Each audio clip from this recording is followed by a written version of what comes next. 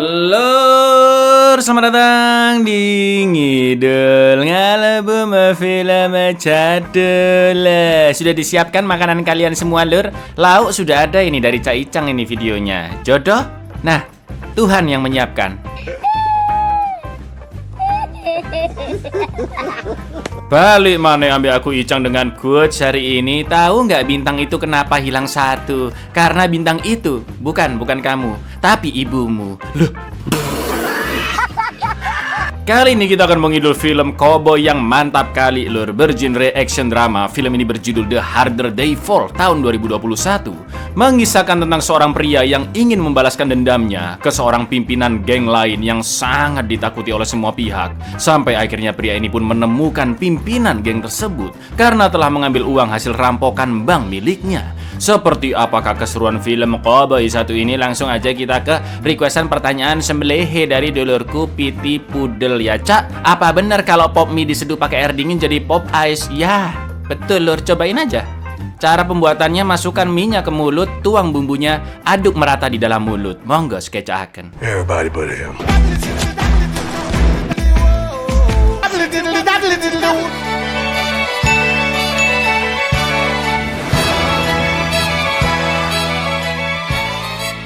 Berlatar di wilayah Arkansas, Oklahoma pada tahun 1890-an, film diawali dengan seorang bocil bernama Ned Love yang sedang makan bersama kedua ortunya. Tapi tiba-tiba datanglah geng paling ditakuti dengan pemimpinnya yaitu Rufus Buck. Mereka semuanya bisa terdiam ketakutan dan bapaknya Ned memohon agar melepaskan anak istrinya karena Rufus hanya memiliki masalah dengannya. Namun tanpa basa-basi Rufus langsung menembak kedua ortu Ned, sedangkan Ned yang masih bocil diampuni nyawanya dan hanya diberikan bekas luka berbentuk salib di jidatnya. Akan tetapi Ned sempat melihat tato kalajengking di salah satu anak buah Rufus yang bernama Cortez. No. It's okay. Leave them out of this. Quarrel with me.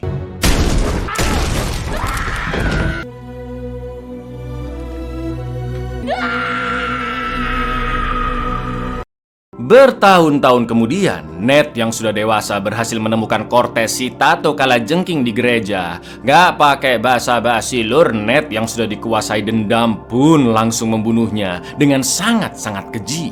Dan inilah semakin besar kekalahan yang harus diterima. Just a man here to kill a scorpion.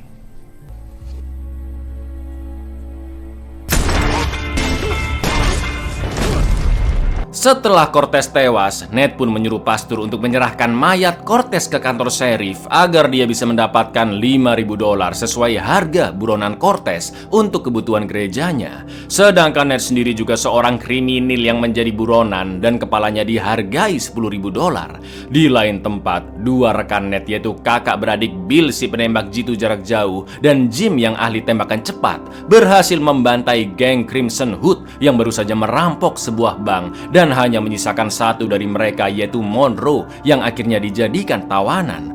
Akan tetapi Monroe hanya tertawa karena Bill dan Jim tidak tahu siapakah pemilik uang itu sebenarnya.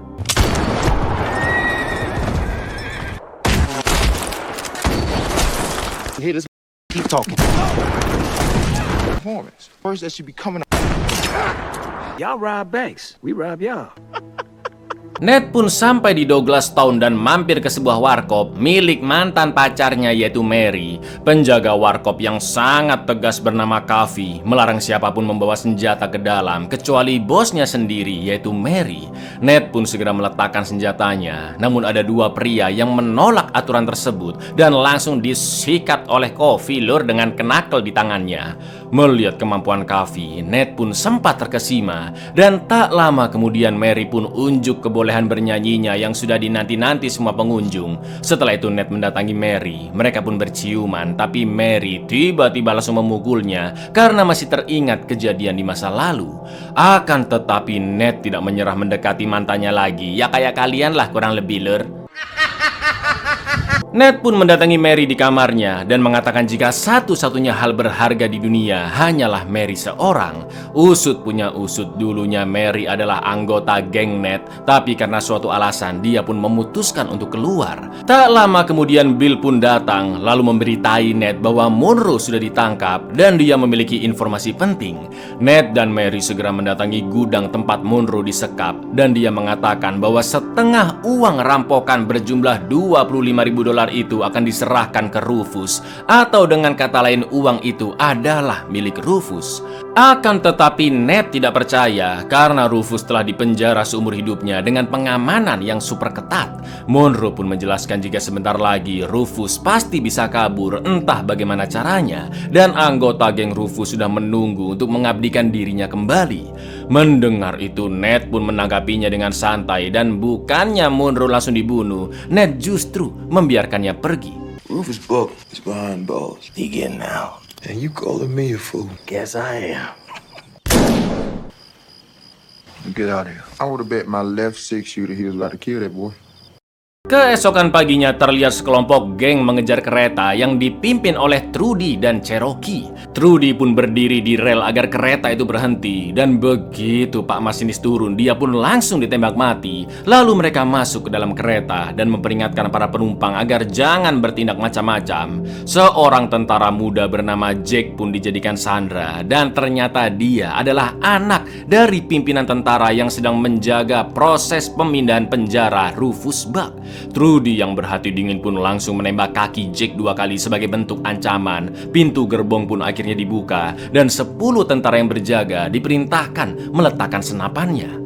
Setelah itu Trudy menunjukkan surat pengampunan untuk Rufus dan semua rekannya atas segala kejahatan yang mereka lakukan, dan surat itu ditandatangani oleh Jenderal George, pimpinan tertinggi tentara. Selain itu Trudy and the gang juga diminta membunuh semua tentara yang menjaga Rufus karena mereka terbukti sebagai oknum tentara yang telah membantai suatu kota kecil termasuk wanita dan anak-anak demi mencuri perak, lur. Lalu kotak besi pun akhirnya dibuka dan muncullah sosok Heimdall, penjaga Asgard alias Rufus Buck. Setelah borgol di tangan dan kakinya dilepas, gak pakai babi bu, Rufus yang sangat brutal pun langsung memerintahkan anggotanya untuk membunuh semua tentara kecuali Jack yang bisa mengemudikan kereta agar kereta bisa lanjut berjalan, seolah-olah Rufus masih dalam proses perpindahan penjara.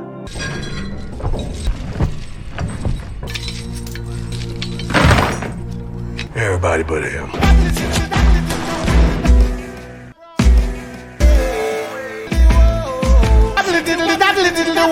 Di Warkop Mary, datanglah seorang marshal Amerika yang sangat disegani bernama Bess. Bahkan Kavi tidak berani mengambil senjatanya, lur.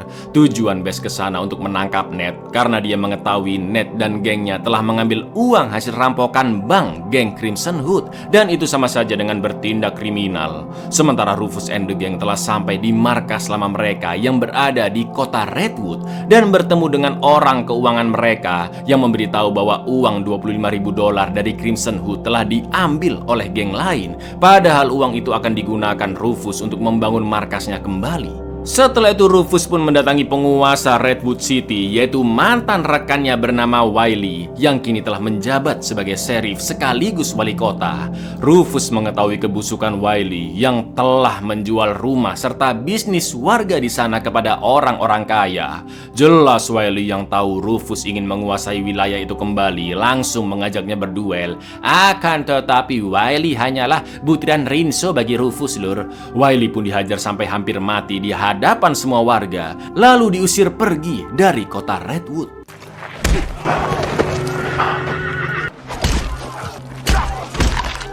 Redwood would never be yours. I want you to vacate me. Ternyata penangkapan Ned hanyalah pura-pura saja, lur, karena sebenarnya Bess meminta bantuan Ned untuk menangkap Rufus, sedangkan Ned tidak mau melibatkan Bill dan Jim karena misi ini sangatlah berbahaya. Selain itu, yang Ned inginkan bukanlah menangkap Rufus, melainkan membantai Rufus dan seluruh anggota gengnya untuk membalaskan dendam kematian ayah ibunya. Tak lama kemudian Bill, Jim, Mary, dan Kavi pun datang karena mereka sadar dengan kong kali kong Ned dan Bess di warkop. Ned pun meminta mereka semua pergi dan hidup damai dengan uang rampasan dari Crimson Hood. Akan tetapi mereka tetap memaksa ikut membantu. Uang rampasan juga harus dibagi rata, dan Jim juga penasarin melawan Cherokee yang memiliki skill sama seperti dirinya, yaitu tembakan cepat. Lalu perjalanan menuju kota Redwood pun dilanjutkan. Now get out of here. All here, this ain't your fight. That's mighty generous of you, but that ain't how this game work, Ned. Monroe say Cherokee Bill wrong. Every time I speak on my speed, I'm... What y'all waiting around for? Think Destiny's coming to you? Di lain sisi, Trudy mengumumkan ke seluruh warga jika Rufus bisa menyelamatkan kota Redwood yang telah dijual oleh Wiley, yaitu dengan membelinya kembali senilai $50.000. Maka dari itu setiap warga akan ditarik pajak yang menurut sesepuh di sana, meskipun uang mereka semua dikumpulkan, jumlahnya hanya sekitar $15.000 saja. Namun ada satu orang yang menolak memberi pajak karena dia tahu Rufus adalah penjahat kelas kakap dan dia berharap Rufus bisa kembali di penjara. Gak pakai lama, Rufus pun langsung membunuhnya sebagai contoh agar tidak ada orang lain yang berani membangkangnya atau mereka sekeluarga akan dibakar hidup-hidup. That it's necessary that we levy a tax. $50,000. How much can be gathered? Every last cent can be squeezed. How bad a man he is. But he got himself thrown in jail once before. What's your name? James. Fail to comply. Everything you love will burn. Ain't nobody to leave town until we collect it all. Wiley yang baru pergi dari kota Redwood kebetulan papasan dengan Ned and the Gang, dan dia pun langsung ditanya-tanya soal Rufus beserta komplotannya. Wiley memberitahu bahwa Rufus membawa 12 orang dan dia butuh banyak uang untuk menyelamatkan kota Redwood. Wiley pun ingin ikut membantu Ned membunuh Rufus, akan tetapi Ned menolak dan meminta Wiley pergi besok pagi karena Ned tahu perkataan Wiley tidak bisa dipercaya sepenuhnya, dan pastinya Wiley juga sama busuknya dengan Rufus. Rufus came for 12 and took 6 of mine. He was trying to save Redwood, and that's one thing he ain't had. Be right up under the jail next to Rufus. Wearing a badge instead, huh? He'll be gone before sunup, or it's gonna go from bad to better. Yeah. Malam itu mereka pun istirahat di dalam hutan yang sudah berada di dekat kota Redwood. Mary mengatakan ke Ned jika dia akan pergi ke Redwood sendirian untuk menggali informasi sampai besok subuh, karena Rufus dan antek-anteknya kemungkinan tidak menyadari jika Mary sudah bergabung dengan geng Ned. Apalagi Rufus membutuhkan uang, dan Mary yang sudah dikenal memiliki warkop selalu rame bisa berpura-pura membeli warkop milik Trudy di kota Redwood. Dengan terpaksa Ned pun mengizinkan Mary, meski itu adalah misi yang sangat berbahaya. Lalu tiba-tiba Ned pun melamar Mary dengan cincin pernikahan milik ibunya. Namun Mary menolak karena dia merasa Ned pasti akan meninggalkannya setelah misi mereka selesai. Back with information by sunup. We'll make our next move. Everybody knows I'm buying a saloon. I'm making my on Trudy Smith. It's a ring my father gave my mother. When the dust settles, we're gonna go our separate ways. For good. See you sunup. Malam itu juga Trudy pun datang ke Redwood dan berlagak seperti pelancong biasa yang ingin bertemu Rufus untuk memberi tawaran. Sebagai penyanyi dan pemilik warkop ternama, Trudy pun langsung mengenalinya dan Mary dipersilakan menemui Rufus asalkan senapannya diserahkan. Mary pun langsung menyampaikan tawarannya untuk membeli warkop milik Trudy, dan kedepannya warkop insya Allah akan rame katanya karena reputasi Mary di dunia warkop yang sudah bagus. Akan tetapi Rufus sangat mencurigai Mary karena tidak mungkin wanita sepertinya tiba-tiba membeli warkop di wilayah kekuasaan Rufus yang sangat berbahaya. Mana momennya pas lagi ya kan setelah Rufus kehilangan $25.000 dari Crimson Hood. Trudy pun langsung menghantam Mary hingga pingsan. Dia disandra dan dipaksa mengaku apa motifnya datang ke kota Redwood. Akan tetapi karena Mary tidak mau membuka mulut, anggota Rufus pun sempat menyiksanya dengan cara dicekik. You don't know nothing about that money and you done come here alone.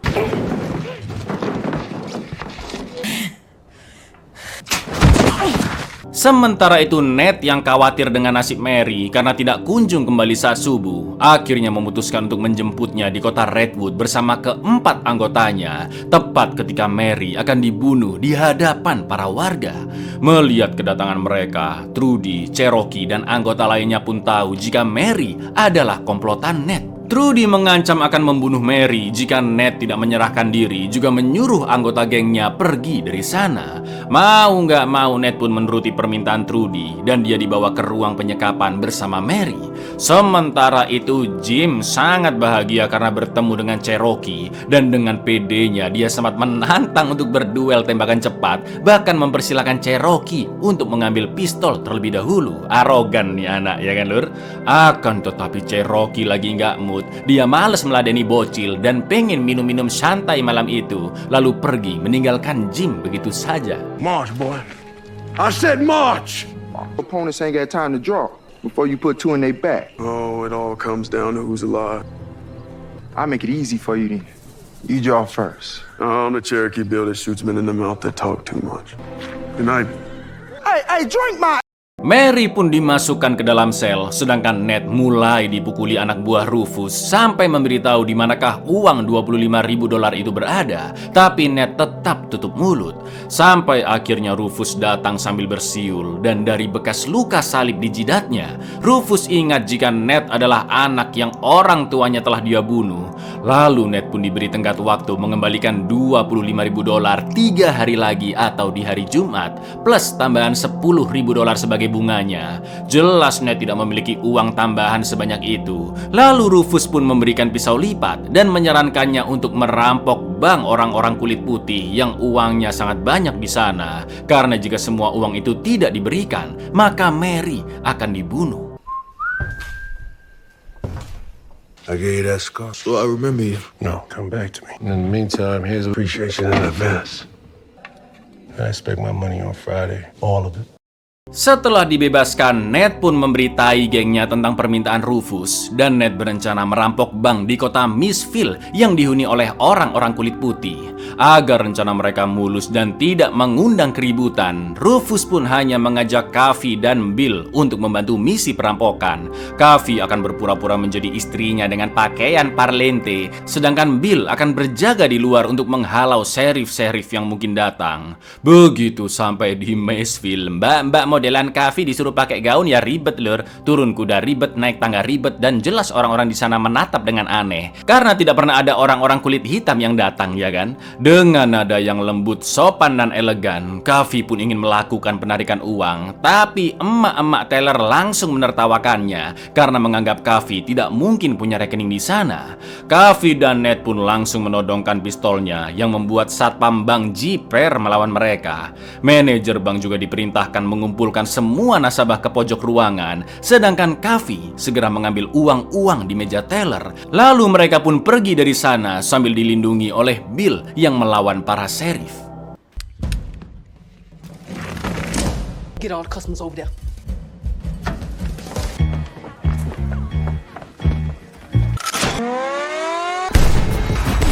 Alhamdulillahnya misi perampokan berhasil. Akan tetapi Ned and the gang yakin jika Rufus pasti akan membunuh mereka semua meski uang rampokan itu diserahkan. Setelah itu Wiley datang membawa banyak senapan, peluru, pisau sampai dinamit karena dia juga ingin ikut membantu. Ned pun akhirnya memutuskan untuk berperang, namun mereka akan berpura-pura memberikan uang terlebih dahulu agar Mary bisa dilepaskan. Rencana diawali dengan Bess yang masuk ke Redwood menggunakan kereta kuda berisi bahan peledak. Ketika semua anggota geng Rufus teralihkan oleh Bess, diam-diam Bill pun membunuh salah satu sniper musuh yang berada di atap dan dia langsung mengambil posisi. Tak lama kemudian kereta kuda pun meledak yang tujuannya agar seluruh warga sipil pergi dari sana dan tidak akan mengganggu pertempuran.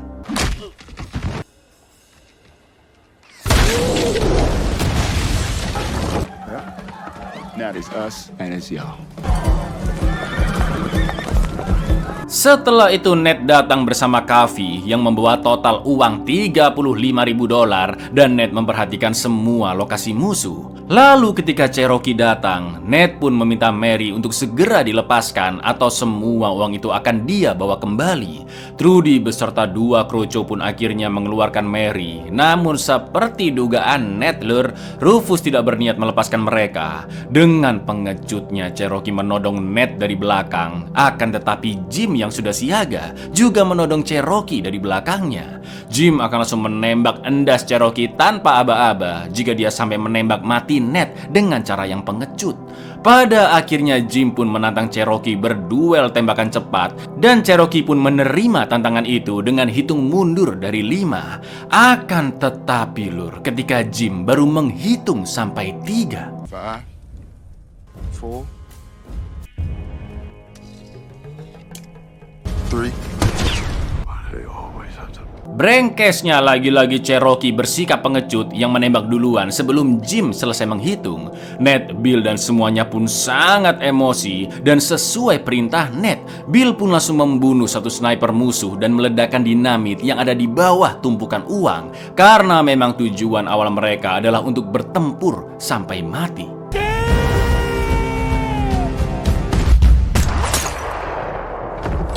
Blow that bitch, man!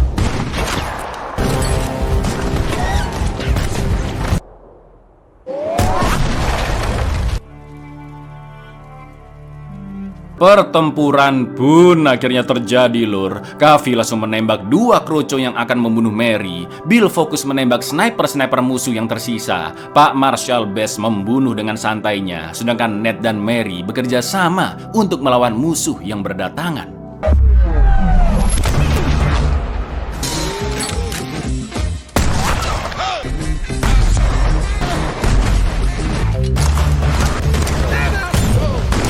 Ned yang begitu lincah pun hampir membantai semua musuh, sedangkan Mary akan berduel dengan Trudy di dalam gudang tanpa menggunakan peluru. Lalu, yang terjadi lur.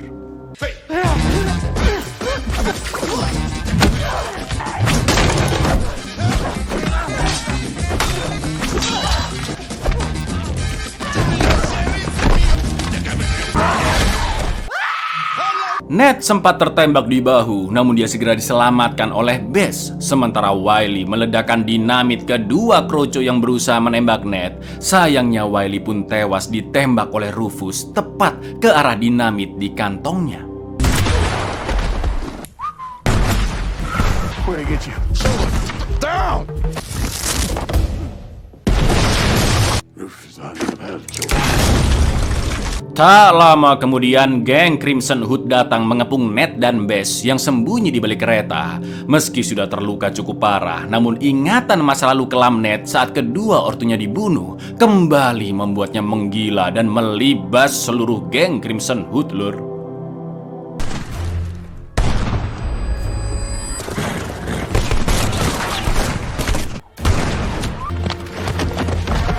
Di lain sisi, Bill dan Kavi mengamankan diri ke dalam rumah. Tapi tiba-tiba Cherokee membunuh Bill dari belakang. Jelas melihat itu, Kavi pun sangat murka karena Cherokee tidak bertarung layaknya koboi sejati. Sebelumnya dia curang saat hitung mundur, dan kini dia menembak dari belakang.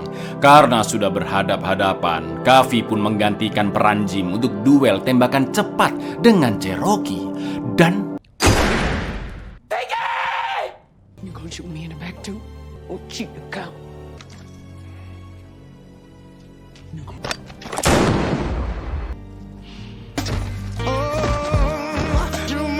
sekarang hanya tersisa bos terakhir yaitu Rufus, dan pastinya Ned lah yang akan menghadapinya. Namun begitu masuk ke dalam rumah, Rufus hanya terduduk tanpa membawa senjata. Ned pun memintanya mengambil senjata itu untuk mengakhiri pertempuran tersebut. Akan tetapi Rufus tiba-tiba membahas orang tua Ned yang dulu dia bunuh. Lalu Rufus menceritakan ayah kandungnya yang seorang penjahat, di mana ayah Rufus sering merampok bank, minum-minum Hammer tiap hari, dan sering bersikap kasar ke ibunya hanya karena masalah-masalah sepele. Sampai suatu hari ibu Rufus pun melawan dengan mengeprukkan botol ke suaminya untuk melindungi anaknya Rufus. Yang akhirnya karena sudah gelap mata, ayah Rufus pun langsung membunuh istrinya dan pergi begitu saja meninggalkan Rufus yang masih berusia 10 tahun, sekaligus mengambil semua harta benda di rumahnya. Sejak saat itulah Rufus begitu menyimpan dendam yang begitu besar. Tahun demi tahun dia terus mencari mencari ayahnya sampai Rufus menjadi pemimpin geng paling ditakuti. Sampai akhirnya Rufus pun menemukan ayah kandungnya yang sudah berubah menjadi manusia baik, tidak pernah minum, tidak pernah kriminal, taat beribadah dan sering ke gereja, juga memiliki istri baru yang cantik dan juga anak yang lucu. Betul sekali lur, ayah Rufus adalah ayah Ned, atau dengan kata lain Rufus adalah kakak dari Ned. Bahkan ayah mereka telah mengganti nama belakangnya dari Buck menjadi Love agar Ned bisa hidup damai, penuh dengan cinta dan jauh dari kejahatan. Menurut Rufus, balas dendam yang sesungguhnya adalah dengan membunuh ayahnya serta istri barunya dan membiarkan Ned hidup sendirian seperti dirinya dahulu. Like the coward he is. He took everything we had. As I did, all I could ever think about is wanting my... He had a pretty little wife, and he had a son. He was clean now, sober, man of God. Father was retribution, but... My father! My mother! Sebagai kakak, Rufus tidak akan tega membunuh adiknya, namun dia memaksa Ned untuk membunuh dirinya dan menuntaskan balas dendamnya. Rufus yakin Ned akan menjadi pria yang lebih hebat darinya, maka dari itu Ned harus berani untuk menembaknya. Sampai akhirnya... Nathaniel Buck. No! Yet here you are about to kill yours. Take the goddamn head! You a buck. Take your revenge.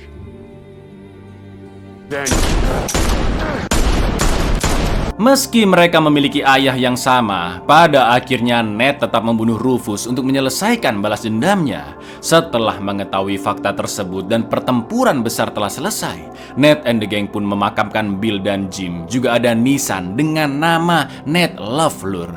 Karena selain Ned ingin dirinya sudah dianggap meninggal dan bisa hidup dengan tenang, sebenarnya Rufus dimakamkan dengan layak di kuburan itu untuk menghormatinya sebagai musuh sekaligus kakak dari Ned. Coffee akhirnya bergabung dengan Marshall Best sebagai deputi, sedangkan Mary pergi bersama Ned untuk menjalani petualangan yang baru.